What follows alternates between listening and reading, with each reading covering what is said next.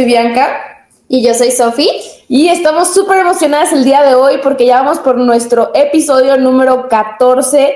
Y aparte, el día de hoy tenemos un gran invitado. ¿Quién es? Tenemos a nuestro primer sacerdote aquí en la casa de la vid. Entonces, va a ser un tema muy bueno que todo católico debe de saber, número uno, distinguir y de saber qué función cumplen los sacramentos, los sacramentales, y cuál es la tradición de la misa. Y hoy justo este sacerdote, que se llama el Padre Javier Ruiz Velasco, nos va a explicar. Diseñamos unas preguntas, le vamos a ir preguntando y él nos va a ir respondiendo. Entonces, quédense hasta el final del video porque va a haber examen. Va a haber examen. No se crean, no, pero porque luego nos preguntan y no sabemos contestar como católicos, entonces hay que formarnos. Entonces, bienvenido, Pater, ¿cómo está? Muy bien, muchas gracias por la invitación para hablar de este tema tan importante que son los sacramentos y los sacramentales, la Santa Misa. Las felicito por la labor que están haciendo, ¿no? Aquí en la vid, y pues nada, es un gusto estar con ustedes. Pater, muchísimas gracias por darse el espacio porque sabemos que tiene una agenda muy ocupada. La verdad estamos emocionadas por empezar con las preguntas, pero antes nos gustaría pedirle que nos ayude a invocar el Espíritu Santo para iniciar toda esta charla. Ok. En el nombre del Padre, del Hijo y del Espíritu Santo. Amén. Voy a hacer una oración en latín. Mi comunidad pues tiene ese carisma, ¿no?, de rescatar nuestras tradiciones. Entonces, Veni Sancte Spiritus, repletuorum corda fidelium, et tui amoris in eis ignem accende. Emite spiritum tuum et creabuntur, et renovabis faciem terre. Oremos Deus qui corda fidelium, Sancte Spiritus illustratione doquisti, da nobis in eo spiritu recta sapere, et eius semper consolatione gaudere. Per Christum Dominum nostrum. Amén. En el nombre del Padre, del Hijo y del Espíritu Santo. Amén. Amén. Bueno. Pues bueno, ahora sí que vamos a lanzar nuestra primera pregunta y es, ¿qué son los sacramentales y cómo se diferencian de los sacramentos? Bueno, pues los sacramentos y los sacramentales son signos visibles de realidades espirituales. Y primero tenemos que entender, pues, de dónde viene todo esto, ¿no? Algunos dicen, bueno, los sacramentos y los sacramentales son simplemente un invento de la Iglesia, o ¿por qué los necesitamos, no? Entonces, para entender qué son los sacramentos y qué son los sacramentales, tenemos que entender que el contexto de que Dios, a través de la historia, ha estado buscando reencontrarse con el hombre, ¿no? Porque después de la caída, después del pecado original, el hombre cayó en la desgracia del pecado y de las consecuencias de este pecado, ¿no? Y el Antiguo Testamento, pues, es la historia de Dios que busca un acercamiento con la humanidad, ¿no?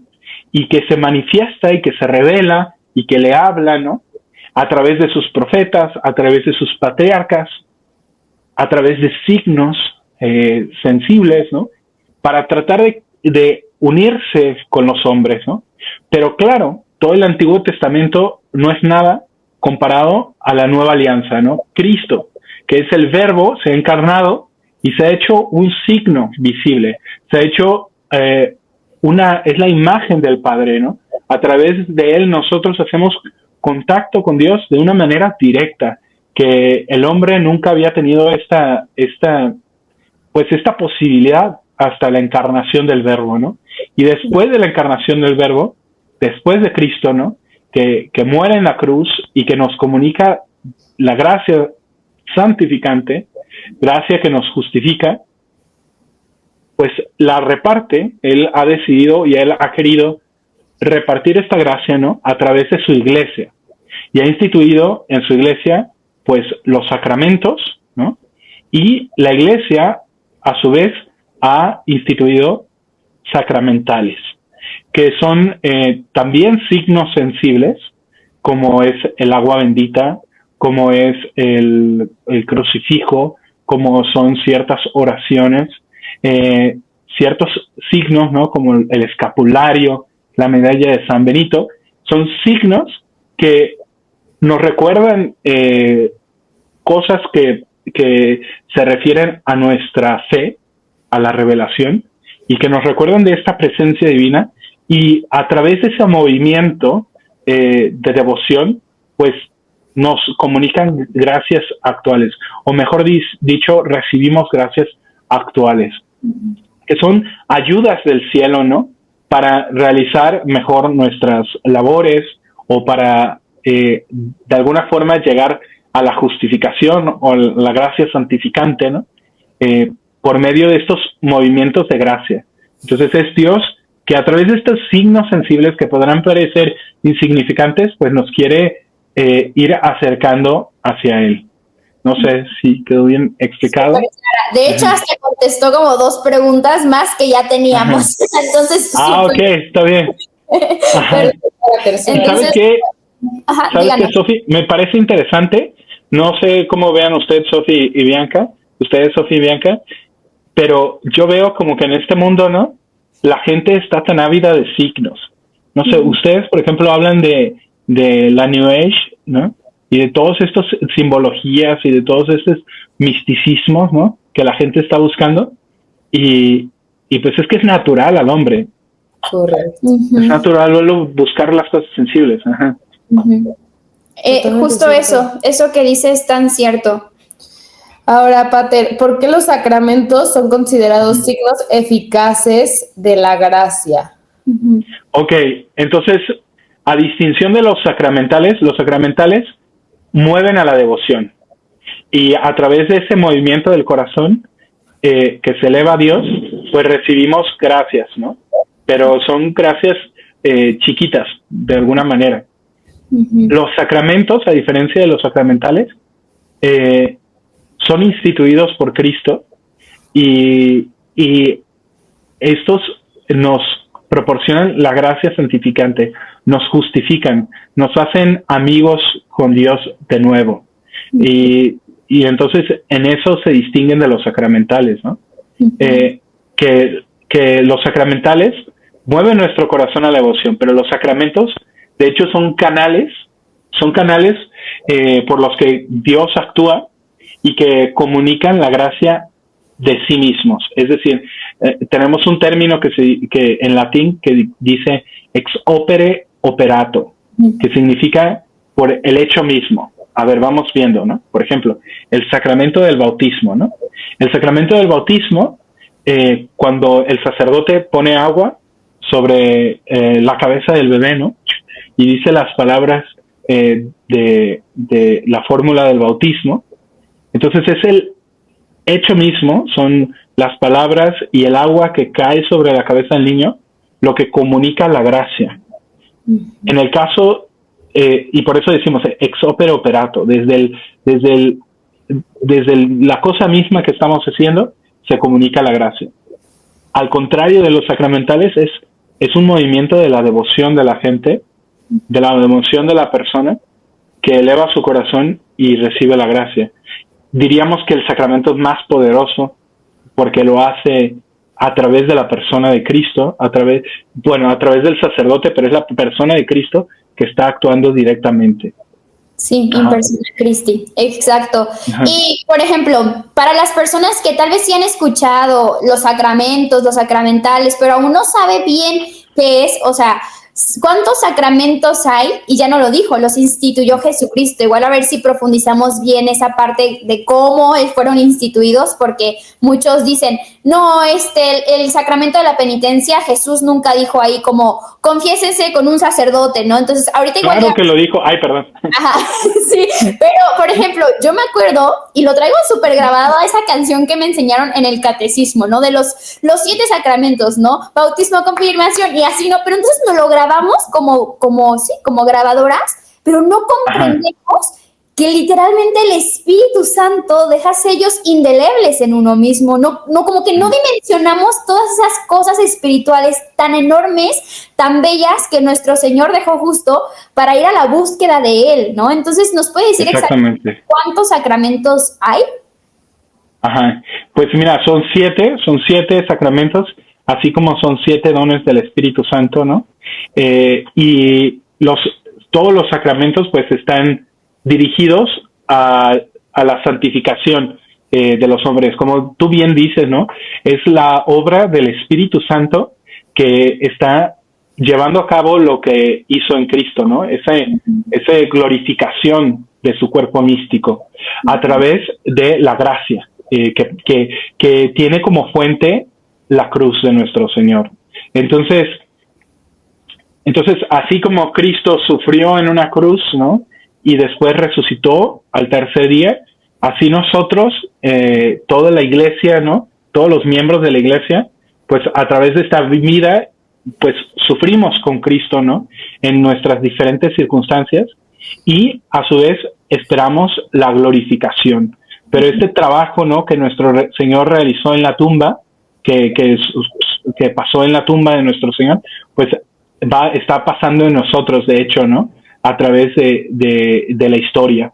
Y son 7 sacramentos, entonces tenemos el bautismo, que es el primero de los sacramentos, por el cual nacemos a la vida del Espíritu, ¿no? Uh-huh. ¿Qué quiero decir con esto? O sea, todos somos criaturas de Dios. ¿Por qué? Porque estamos, como dice el Génesis, hechos a su imagen y semejanza. ¿Por qué estamos hechos a su imagen y semejanza? Porque porque Dios es un Dios personal, porque Dios conoce y ama, y cuando nos creó, nos hizo capaces de conocer y de amar. Nos dio un intelecto y una voluntad. ¿Para qué? Para que lo conociéramos y lo amáramos. Pero a través de la gracia santificante que se nos da por primera vez en el bautismo, es la oportunidad no solamente de conocer a Dios a través de la naturaleza, sino a través de su Hijo Jesucristo. Y esto quiere decir conocerlo de una manera familiar. Por eso decimos que el bautismo pues es de alguna manera una adopción filial. Somos hechos miembros de Cristo. Y como somos hechos miembros de Cristo, venimos a ser sus hijos del Padre con Cristo, ¿no? Y somos insertados adoptivamente en la vida de Dios, en la vida trinitaria. Y entonces el primero de ellos pues es el bautismo. Uh-huh. Después tenemos la confirmación, que se habla mucho, ¿no? Del soldado de Cristo, y en nuestra tradición pues se da cuando el joven tiene ya conciencia, ¿no? Y se determina a seguir a Cristo, ¿no? Uh-huh. Y es fortalecido, ¿no? Se derrama en él la plenitud del Espíritu Santo, ¿no? Para poder llevar a cabo pues su desarrollo en esta vida mortal, hasta llegar a la plenitud del cielo. Después tenemos a la Eucaristía, que es el alimento que recibimos, ¿no? Así como los hebreos que caminaban en el desierto, nosotros que vivimos en esta vida, ¿no? Como iglesia que está caminando hacia el cielo, pues también requerimos alimento. Y este alimento, pues, es el sacramento de la Eucaristía, que es el pan vivo. Y hablaremos un poco más de él, porque, pues, tiene todo un montón de significados, ¿no? La Eucaristía, el cuerpo y la sangre de nuestro Señor. Después, como todos los seres humanos, ¿no? Tenemos enfermedades. Y para ser sanados, necesitamos la unción de los enfermos, o el sacramento que le decimos, ¿no? De la unción, la unción, la extrema unción, ¿no? Entonces hay 2 nombres, ¿no? La unción de los enfermos y la extrema unción. Uh-huh. La unción de los enfermos se refiere a que busca sanar el cuerpo, pero también la extrema unción, que es el nombre más antiguo y más tradicional, que nos prepara. Entonces, sana de alguna manera nuestra alma, ¿no? Para estar preparados para el cielo y para unirnos con Dios. Entonces, también la extrema unción, pues, está conectada con la muerte, ¿no? Porque termina de sanar aquellas heridas que el pecado ha causado en nuestra alma y la prepara para estar en una mejor disposición para entrar en el cielo. Y también la confesión, ¿no? La confesión es un sacramento que nos sana en esta vida. ¿Por qué? Porque el hombre se levanta y cae, ¿no? Entonces, esto lo entendieron bien los cristianos, lo han entendido bien los cristianos, ¿no? Que es necesario, pues, un sacramento para aquellos que han perdido la gracia y necesitan recuperarla. Y es el sacramento de la confesión. Después, en tanto que somos una sociedad, la iglesia es una sociedad, pues necesita de una cabeza. Y por eso está el sacerdocio, el orden del sacerdocio que imprime carácter. Y finalmente, el séptimo sacramento, que es del matrimonio. ¿Por qué? Porque así como toda especie, ¿no?, busca su preservación, pues así también como iglesia, ¿no?, como comunidad espiritual, pues buscamos que nuestra fe se perpetúe y se expanda a través del matrimonio, como una sociedad que fuimos fundados, ¿no?, por Cristo. Y ya, esos son los sacramentos. Ahora vamos a ir con la siguiente pregunta, y es, ¿qué significa que algunos sacramentos dejan un carácter imborrable? ¿Qué significa eso? Ajá, entonces, este carácter indeleble o que imborrable significa que va a perdurar por la eternidad. O sea, el bautismo, la confirmación y el sacramento del orden, esos tres sacramentos, pues dejan una marca indeleble en el alma. Se dice mucho después de la ordenación del sacerdote, ¿no? Tú eres sacerdote en la eternidad. ¿Qué quiere decir? Que una vez ordenado sacerdote, lo vas a hacer siempre, incluso después de la muerte, ¿no? Igual con el bautismo, ¿no? Una vez que recibes el sacramento del bautismo, por poder del bautismo, pues has recibido la gracia santificante y has sido tu alma ha sido marcada con esta filiación divina. Y entonces, por toda la eternidad, ¿no?, vas a ser hijo de Dios, y te va a distinguir, ¿no?, de todas las demás criaturas, por esta marca que tienes, ¿no? Y así igual la confirmación, ¿no? Y son signos, ¿no?, que nosotros vamos a ver en el cielo, ¿no? En la casa de mi padre hay muchas moradas, ¿no? San Alfonso María de Ligorio habla, pues, del cielo de una manera muy sensible, ¿no? Que nos ayuda a imaginarlo, ¿no? Y ver las distintas dignidades que hay en el cielo, ¿no? Y algunos habrán recibido solamente el bautismo, otros habrán recibido la confirmación, otros el sacerdocio. Habrá distintas coronas, ¿no? La corona del martirio, la corona de la virginidad, y entonces, pues, esta multiplicidad, ¿no?, de dones que Dios ha repartido, pues permanecerán en el cielo. Los recibimos en la tierra, pero permanecerán en el cielo. Y lo podremos, ahora no lo vemos, ¿no? O sea, ¿tú cómo sabes que soy sacerdote? Bueno, porque uso una sotana, llevo alzacuello, ¿no? Pero en el cielo lo veremos de una manera espiritual.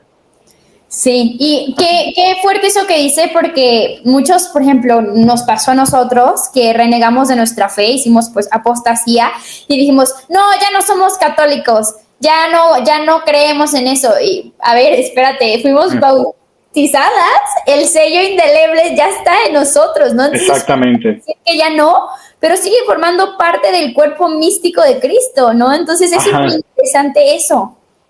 Exactamente, una vez que eres católico, una vez que has recibido el bautismo, has sido incorporado, ¿no?, de una manera especialísima a Cristo, ¿no? Y no puedes, aunque reniegues, ¿no?, ya eres parte de él, ¿no? Y, por ejemplo, en el infierno, ¿no?, o en el cielo, pues se preserva este carácter, ¿no? O sea, hay alma, y de hecho, es un acto de misericordia, ¿no?, comunicar la gracia, pero también es una gran responsabilidad, ¿no? Por ejemplo, los sacerdotes que se nos da, a mí, a los sacerdotes que son curas, párrocos, ¿no?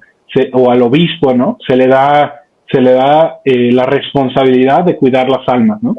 Y pues eso es una gran responsabilidad de llevarlas al cielo.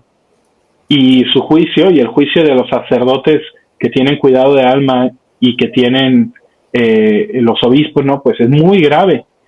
Entonces, ahora pensamos, ¿no? Que cualquiera puede ir al cielo, pero en realidad, pues el juicio de nuestro Señor es severo. ¿Por qué? Porque es perfecto, ¿no? Es un Dios perfecto, omnipotente. Y entonces podemos imaginar que muchas almas de sacerdotes y de obispos, ¿no? Pues a lo mejor no la hacen al cielo, ¿no? Y en la eternidad, ¿no? Sufrirán, o Dios nos libre, a mí también, ¿no? Que como dicen, que nos agarre confesados, en la eternidad como sacerdotes, ¿no? Y entonces, sí, es una realidad muy fuerte. Ok, bueno, ahora me toca preguntarle, ¿qué mensaje transmitiría usted a alguien que no comprende el valor de los sacramentos? A ver, usted es sacerdote, usted tiene esa gracia, literalmente, de poder levantar al mismo Dios con sus manos. Usted tiene la gracia de ungir al enfermo, usted tiene la gracia de poder absolver los pecados, y todo ha sido dado por el sacramento justo del sacerdocio. Entonces, ¿qué le podría usted decir a una persona que dice que esto es un invento de la iglesia, que realmente Jesucristo no lo fundó y que no es cierto? O sea, ¿qué podría usted decirle? Como, a ver, es que sí está hasta en la Biblia, está en los evangelios, está en el Nuevo Testamento. O sea, ¿qué le podría decir usted? Sí, entonces es claro, ¿no? Por las Sagradas Escrituras, que los sacramentos fueron fundados por Cristo. Y lo vemos que a través de su vida, ¿no? Nuestro Señor, pues, estuvo curando a los enfermos, ¿no? Y, por ejemplo, ayer leíamos en el Evangelio de San Lucas, ¿no? Que esta familia, ¿no? Que lleva a su hermano paralítico, ¿no? Están en una casa, nuestro Señor está en una casa con fariseos y publicanos, y la familia no puede entrar.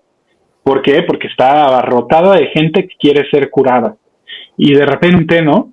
La familia se le ocurre, bueno, vamos a subir a nuestro paralítico, ¿no? A la azotea, y lo vamos a bajar por el techo para que nuestro Señor lo cure, ¿no? Y dice el Evangelio, ¿no? Que nuestro Señor se maravilló de la fe de esta familia, ¿no? ¿Y qué hizo? Le dice al paralítico, tus pecados te han sido perdonados. Y los fariseos y los saduceos se escandalizan, ¿no? ¿Por qué? Porque dicen, ¿quién puede perdonar pecados sino solo Dios? Y efectivamente, Cristo es Dios y Cristo puede perdonar los pecados, ¿no? Y eso es la acción del sacerdote, perdonar los pecados, ¿no? Y Cristo, después de que lee las mentes de sus enemigos, ¿no? Les dice, a ver, señores, ¿qué es más fácil? Decirle, tus pecados te son perdonados, o levántate y anda. Uh-huh. Y de hecho le dice, ¿no? Levántate y anda. Y el que era paralítico, que no podía caminar, que estaba postrado en una cama, se levanta y camina, ¿no? Y en este sentido, pues, es manifiesto en los evangelios que Cristo ha venido no solamente a sanar los cuerpos, ¿no? De las personas, pero más específicamente estas sanaciones, estas curaciones que nuestro Señor hizo en la tierra, pues lo que buscaba más que sanar los cuerpos era sanar las almas. Claro. ¿De qué enfermedad? De la enfermedad del pecado, de la enfermedad de estas cosas que nos alejan de Dios, ¿no? Porque al final lo que quiere y lo que busca Cristo es la reunión entre los hombres y Dios, que eso significa religión, ¿no? Hoy muchos dicen, bueno, yo creo en Dios, pero no creo en la religión. Bueno, religión, de hecho, el término religión viene de reunir, religare, reunir a Dios con los hombres. Y Cristo, pues, no solamente hace estos milagros durante su vida, sino que al final de ella, ¿no? Envía a los apóstoles. Uh-huh. Envía a los apóstoles, ¿no? Si nosotros leemos en los evangelios, al final de su vida pública, después de su resurrección, cuando se les aparece y los envía a todas las naciones, ¿no? A predicar el evangelio, también los envía con la misión de ¿qué? La misión de bautizar. Uh-huh. De bautizar, de hacer a los pueblos partícipes de la gracia divina, de esta justificación. No solamente a los judíos, sino a todos los gentiles, a todos los pueblos, ¿no?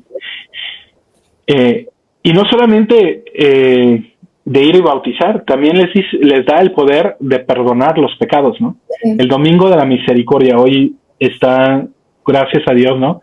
Teniendo mucho auge esta devoción del Domingo de la Misericordia, que nosotros en la misa tradicional le llamamos Dominica in Albis. Pues el Evangelio es ¿no?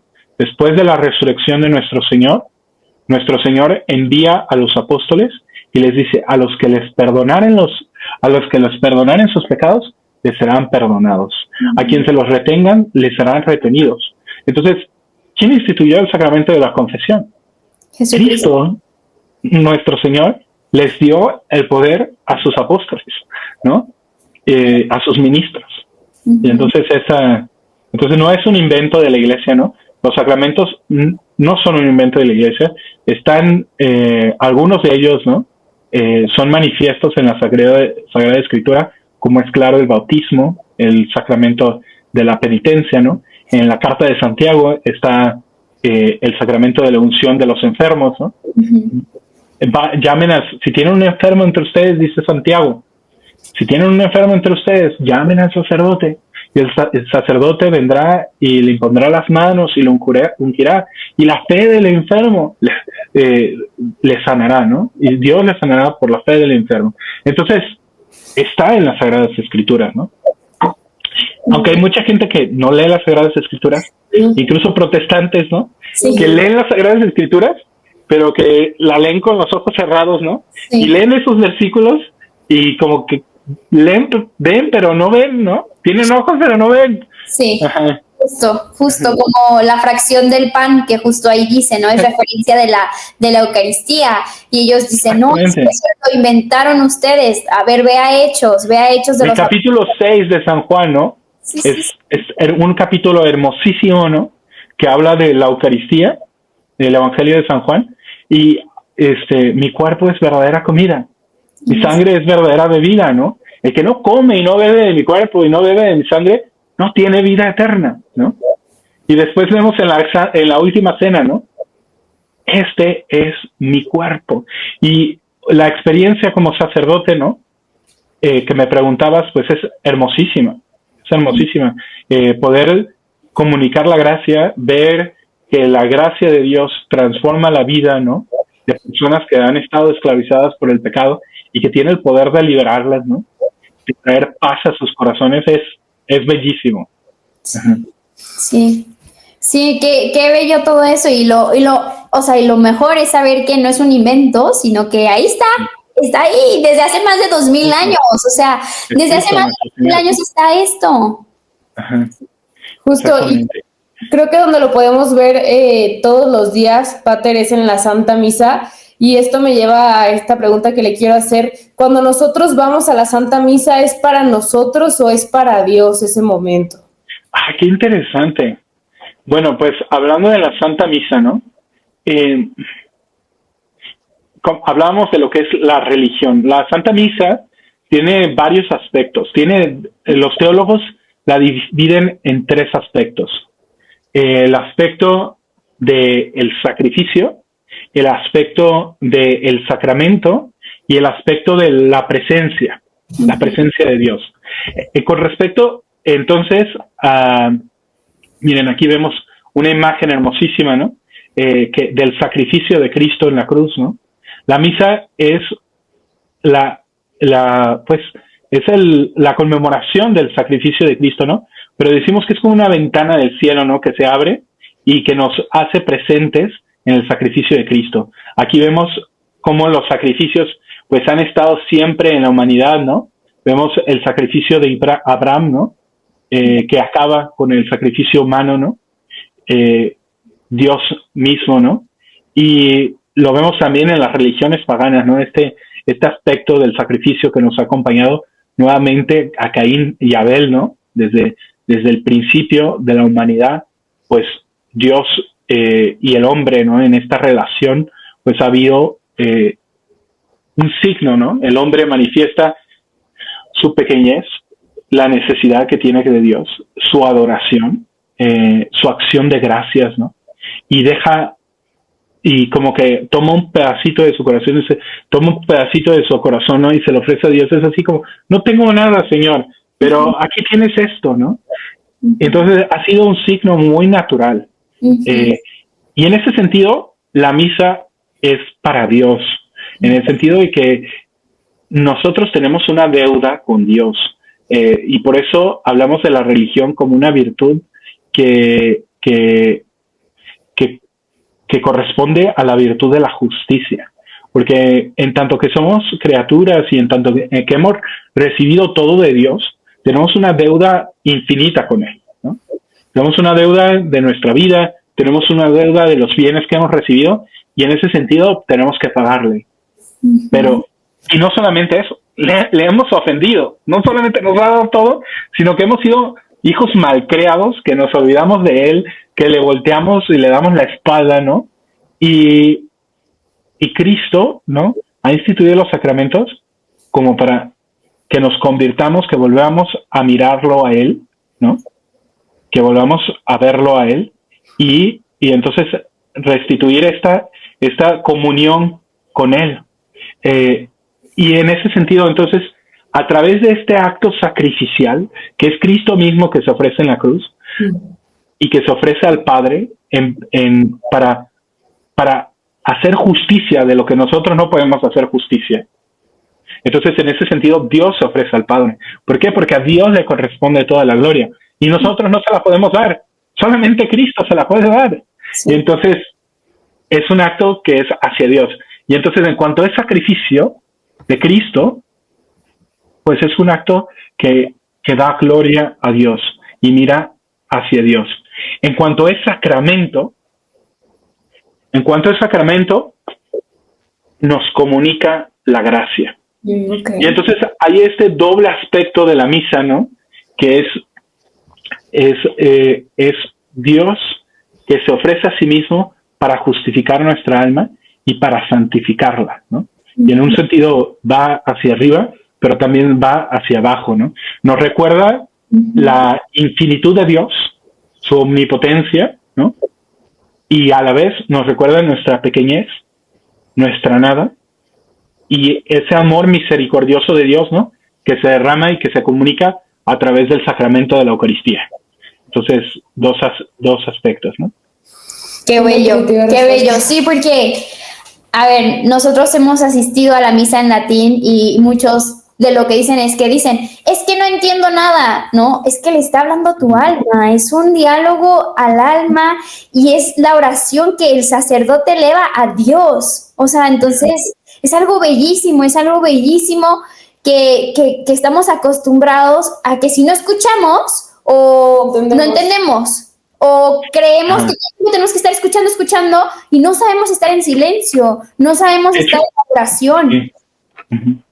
Sí, es cierto, Sofi, y tenemos que entender que no podemos entender todo, ¿no? De hecho, la palabra sacramento en griego significa misterio.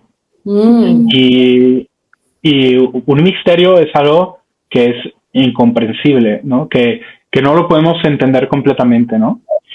Y nos sobrepasa la misericordia de Dios, ¿no? Y se nos manifiesta de una manera pues muy humana, ¿no? Sensible, pero a la vez, si pensamos que comprendemos, entonces no estamos entendiendo, ¿no? Si tú vas a la misa, sea en español o sea en latín, y tú piensas que entendiste, pues déjame decirte que no has entendido nada.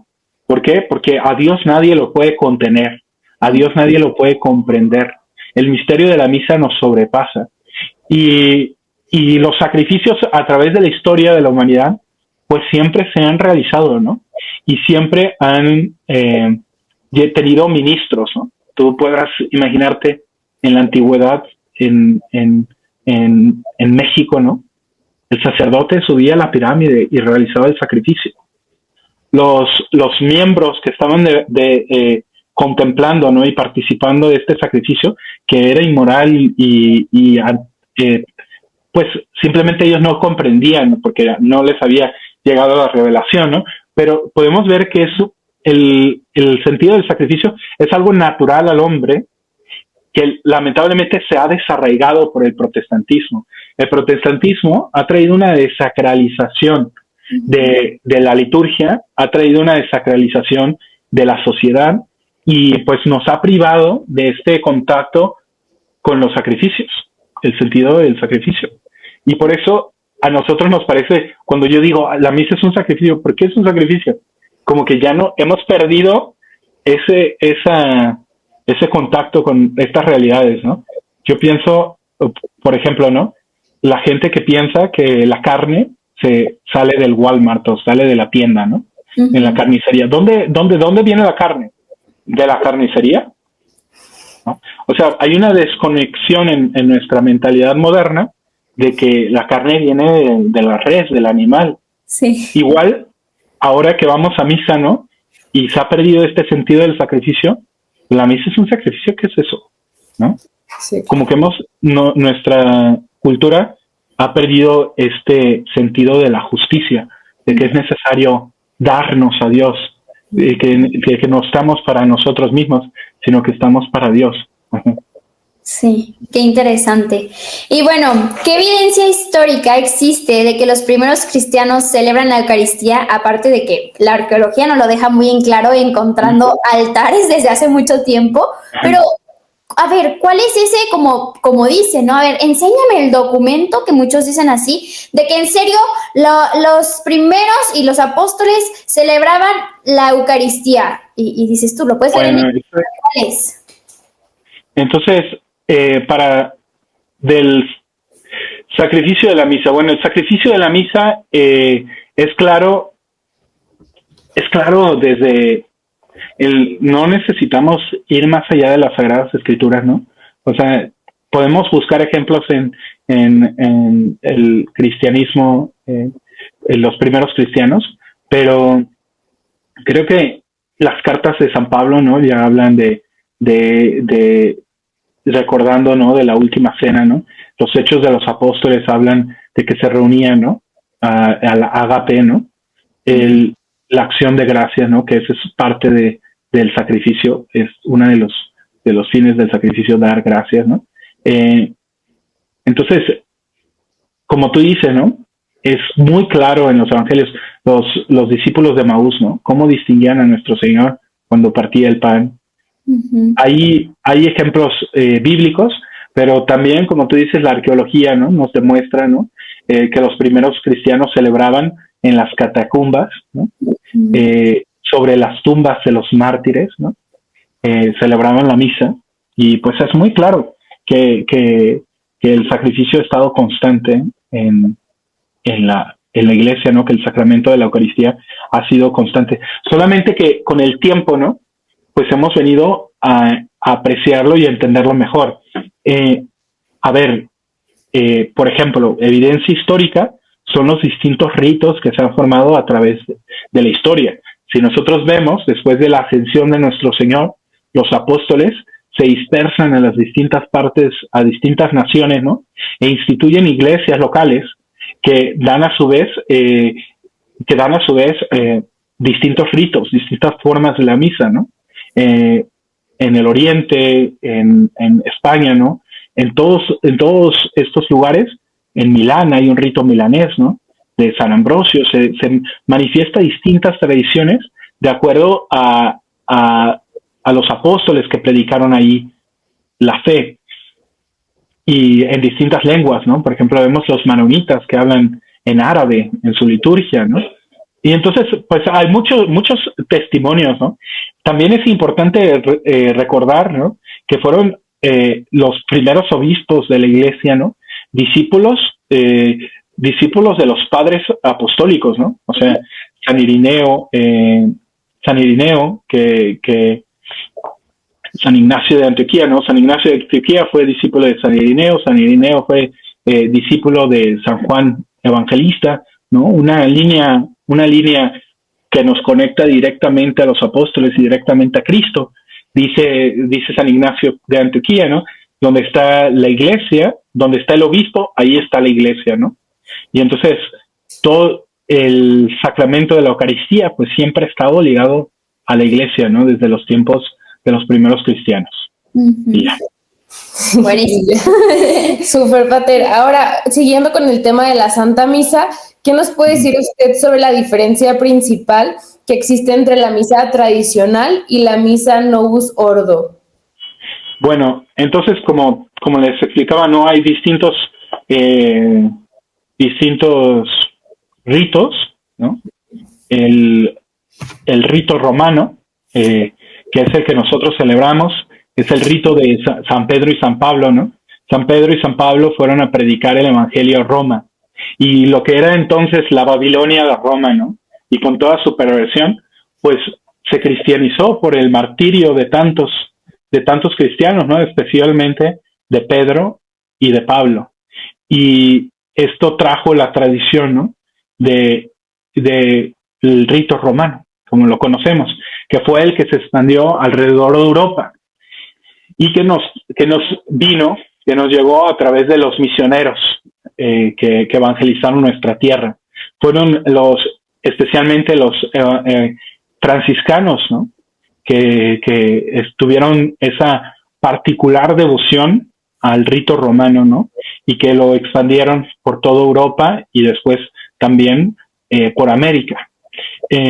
Y entonces dicen, bueno, es que el rito antiguo es el rito tridentino. Algunos dicen, bueno, es que ¿qué fue el Concilio de Trento? El Concilio de Trento fue un concilio que se enfrentó al protestantismo. Espero responder ahorita en un momento más tu pregunta. El Concilio de Trento se enfrentaba al protestantismo. ¿Qué quería hacer el protestantismo? El protestantismo estaba, como vemos en Lutero, ¿no? Estaba renegando de la presencia real en el Santísimo Sacramento. Comenzaban a hacer ciertos cambios rebeldes a la liturgia, ¿no? Innovaciones, ¿no? Y el Concilio de Trento no instituye una nueva misa, sino que el Concilio de Trento ve que el protestantismo están poniendo en riesgo las tradiciones, y entonces para proteger el rito romano, pues hace un misal. En donde colecta todas las oraciones que se utilizan y que estaban distribuidas en distintos libros, y los colecta todos en un libro, ¿no? Y ya son los franciscanos los que se encargan de llevar este misal por todos lados, ¿no? Los sacerdotes diocesanos también, ¿no? Y entonces el rito tradicional, pues es un rito que mira con devoción la fe de sus padres, ¿no? Y que se ha comunicado de una manera orgánica a través de los siglos, con esta visión de que lo que se ha recibido es sagrado y que es necesario comunicarlo intacto, o de la manera, conservarlo de la manera más precisa a través de los siglos, ¿no? Uh-huh. El rito nuevo, y entonces el Novus Ordo, como le llamó Pablo VI, pues viene pues es Pablo VI el que lo publica realmente, ¿no?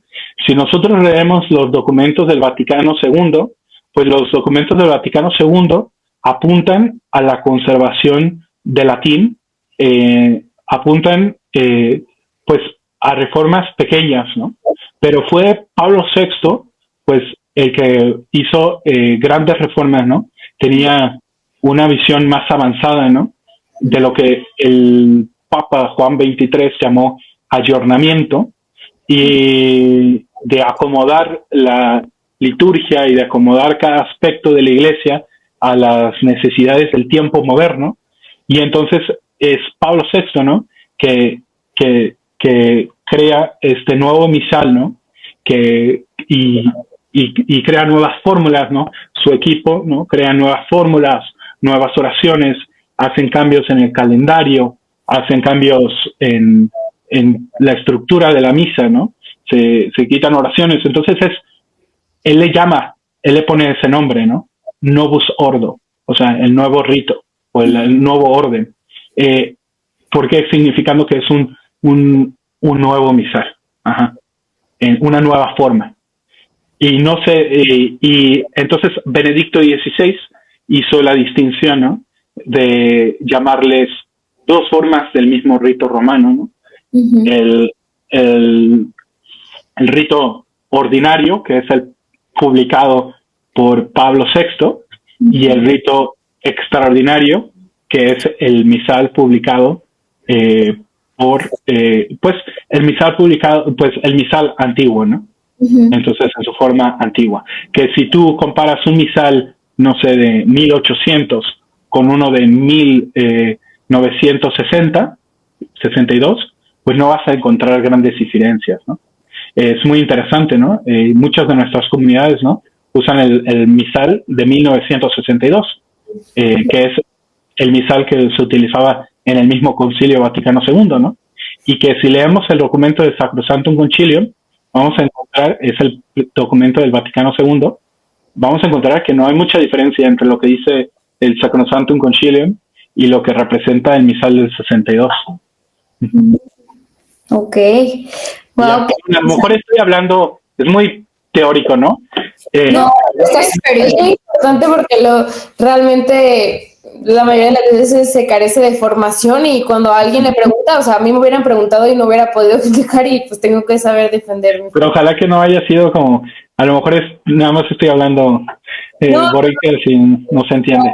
No, súper bien. Y pues no puedo creerlo porque creo que es la primera vez que en un tema terminamos todas las preguntas. Ya estamos en la última pregunta y esta es una pregunta muy personal. Y es, ¿qué nos puede decir usted que es sacerdote? Que justo es eso, o sea, ¿qué se siente saber que en la Santa Misa usted con sus manos eleva al mismo Dios y luego lo da personalmente a cada alma que está dispuesta de recibir a nuestro Señor? ¿Qué se siente esa parte de decir, o sea, sé que Cristo literalmente vive en mí, ¿no? Que puedo dar una bendición en nombre de Dios, ¿no? O sea, yo puedo decir a mi hermana, Dios te bendiga, pero nosotros personalmente hemos sentido lo que es una bendición de un sacerdote porque sabemos que es en persona Christi, ¿no? Entonces, ¿qué nos puede decir usted acerca de su sacerdocio? Pues es la fe. Entonces, la gracia se comunica de una manera invisible, ¿no? Dice San Pablo, ahora miramos a través de un velo, después lo veremos cara a cara. Ahora vemos a Dios a través de sus sacramentos, a través de las bendiciones de la iglesia, pero después miraremos su rostro verdaderamente, ¿no? Y al sacerdocio, pues es la acción de Cristo en la tierra, ¿no? Llevada por ministros, ¿no? Muy pequeños, muy miserables, ¿no?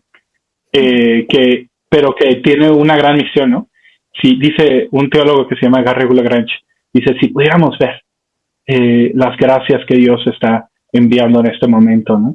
Para tratar de salvar nuestras almas, para tratar de sanar nuestras almas, ¿no? Si tuviéramos esta visión sobrenatural, veríamos destellos de luces por donde quiera, ¿no? Pero no lo podemos ver, ¿no?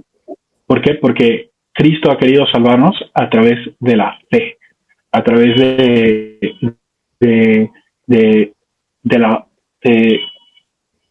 signos que son visibles, pero a su vez son misterio, son oscuros. Y el sacerdote a veces siente consolaciones y a veces no siente consolaciones. El sacerdote, sin embargo, pues sabe por la fe que está comunicando la vida divina, ¿no? Cuando llegan las consolaciones, y yo pienso a mí particularmente, ¿no? Grandes consolaciones la he recibido en el sacramento de la confesión, en el sacramento de la unción de los enfermos, ¿no? Ver partir almas con una paz impresionante, ¿no? O en el sacramento de la confesión, ver almas transformadas, ¿no? Que han sufrido lo indecible y que la gracia les ha transformado, ¿no? Entonces, la Santa Misa, el cuerpo de Cristo, ¿no? O sea, participar de la cruz, ¿no? Saber tu miseria, saber tu pequeñez, pero saber que a pesar de tu miseria y de tu pequeñez, que Dios viene y que se da a los más pequeños, ¿no? Y dice San Alfonso María de Ligorio, ¿no? Lo que ni la Virgen podía hacer, ¿no? Porque el sacerdote, a su voluntad, ¿no? Hace venir a Cristo a la tierra, ¿no? Por la misa, ¿no? Pues, ¿qué somos? Somos instrumentos débiles, somos instrumentos pequeños, pero estos son los instrumentos que Cristo eligió, sus ministros, sus obispos, el Santo Padre, el Papa, ¿no? Sus sacerdotes. ¿Qué somos? No somos nada, somos instrumentos pequeñitos, eso lo sabemos, pero nuestra misión es grandísima, porque es la misión de santificar a través de estos signos. Me encantó. No, me encantó. Sí, qué cierre, qué cierre. Pues muchas gracias por este espacio que nos ayuda a nosotros a formarnos, conocer más de nuestra fe, de conocer para poder también defenderla, porque a veces no sabemos defenderla por falta de formación. Entonces le damos las gracias. No sé si tú quieras agregar algo más. No, padre, solamente agradecerle por este espacio, por contestar cada una de nuestras preguntas con esa formación que se ve que usted tiene, pero también con el corazón que se ve abierto al momento de hablar, y gracias por prestarle su boca y su voz al Espíritu Santo para todo este mensaje. Esperemos que no sea la última vez que esté aquí con nosotros en la vid. Digo, ya por Sofi está muy cerca y también de la familia, entonces pues esperemos verlo por aquí con otro tema muy interesante de formación en otra ocasión. Sí. Y eso sería todo, ¿verdad? Sería todo. Entonces, Pues, hermana, que viva Cristo Rey y la Santísima Virgen de Guadalupe. Gracias, Pater. Nos vemos. Espera, no te vayas de este video sin antes comentar, suscribirte, compartirlo y activar la campanita, porque tú también puedes formar parte de este apostolado. Claro, hermana. Recuerda que este apostolado nace con la intención de ser una contrarrevolución digital a todo lo que estamos viendo hoy en día en el mundo de bombardeo, y poder tener ese discernimiento y entender qué sí y qué no puedo hacer como católico. Nos vemos el próximo miércoles.